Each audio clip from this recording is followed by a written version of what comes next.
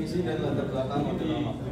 Orde Lama merujuk pada periode pemerintahan Presiden Soekarno di Indonesia yang berlangsung dari tahun 1945 hingga 1966. Periode ini dimulai setelah proklamasi kemerdekaan Indonesia pada tahun 17 Agustus 1945 dan berakhir dengan Dekret Presiden 5 Juli 1959 yang mengubah sistem pemerintahan menjadi demokrasi terpimpin. Orde Lama muncul sebagai respon terhadap tantangan yang dihadapi bangsa Indonesia pasca kemerdekaan, termasuk pengakuan kedaulatan, konflik internal, dan tekanan dari kekuatan asing.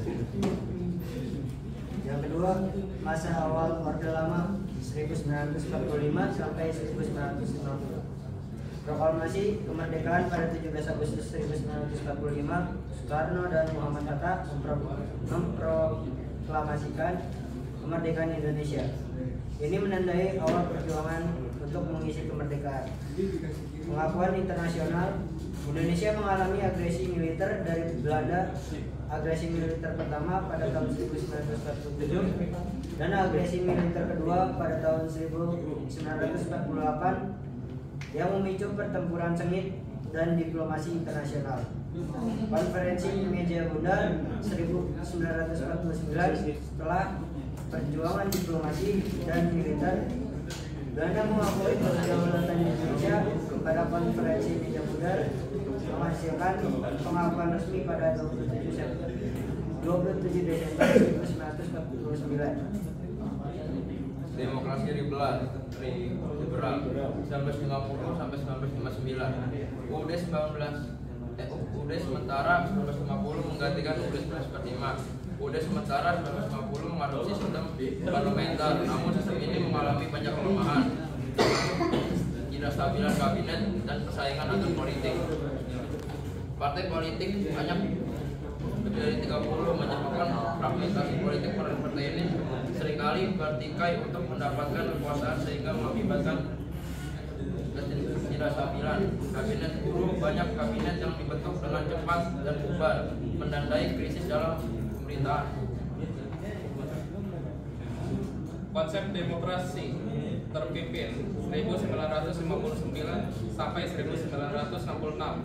Dekret Presiden 5 Juli 1959. Soekarno mengeluarkan dekret presiden yang membubarkan konstitusi dan mengembalikan Undang-Undang Dasar 1945 sebagai dasar negara.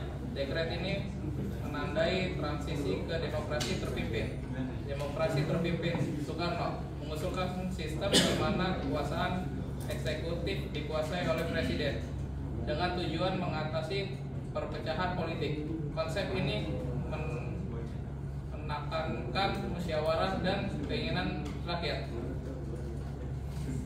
Kebijakan dan program pemerintah, nasionalisme dan anti kolonialisme. Soekarno menekankan pentingnya nasionalisme dan menghapuskan pengaruh asing.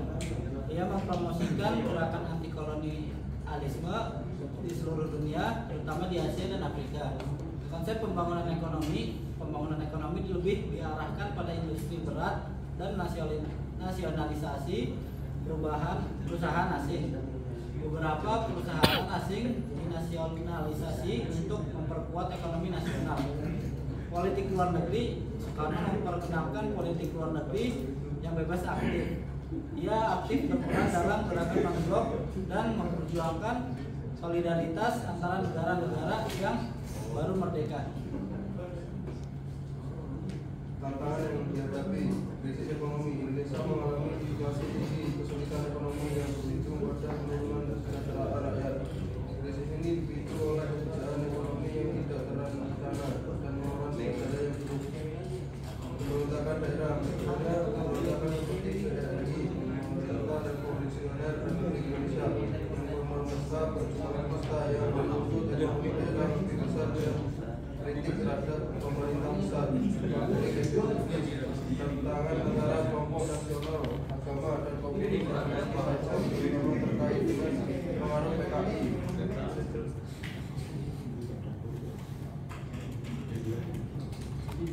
Akhir Orde Lama 13 PKI pada tahun 1965 jadi kudeta militer yang dikenal dengan gerakan 30 September.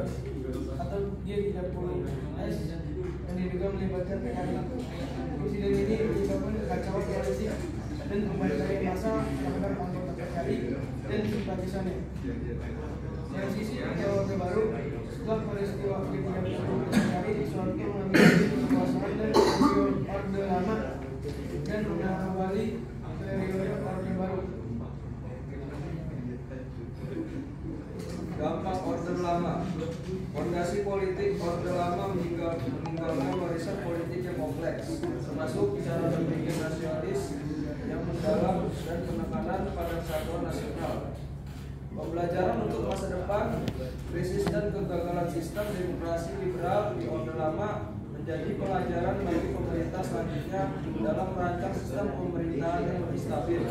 Pemberontakan dan ketegangan sosial, pembantaian dan konflik yang terjadi selama masa Orde Lama meninggalkan trauma dalam sejarah bangsa Indonesia dan mempengaruhi dinamika sosial politik di masa depan. Menjelaskan kesimpulan, Orde Lama merupakan periode yang penuh dinamika politik dan sosial yang berpengaruh besar terhadap perkembangan Indonesia. Meskipun Orde Lama mengalami banyak tantangan dan konflik, periode ini juga menjadi fondasi bagi pembentukan karakter dan identitas bangsa. Transisi ke Orde Baru membawa perubahan signifikan dalam sistem pemerintahan dan pelajaran dari Orde Lama tetap relevan bagi perkembangan demokrasi dan stabilitas politik Indonesia saat ini. Orde Lama merujuk pada periode pemerintahan di Indonesia dari tahun 1945 hingga 1966 di bawah kepemimpinan Presiden Soekarno.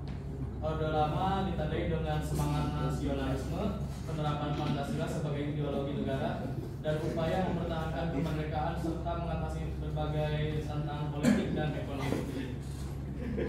Pada masa ini Indonesia mengalami berbagai peristiwa penting seperti konferensi Asia Afrika, upaya menggagalkan pemberontakan dan munculnya politik nasakom, nasionalisme, agama dan komunis.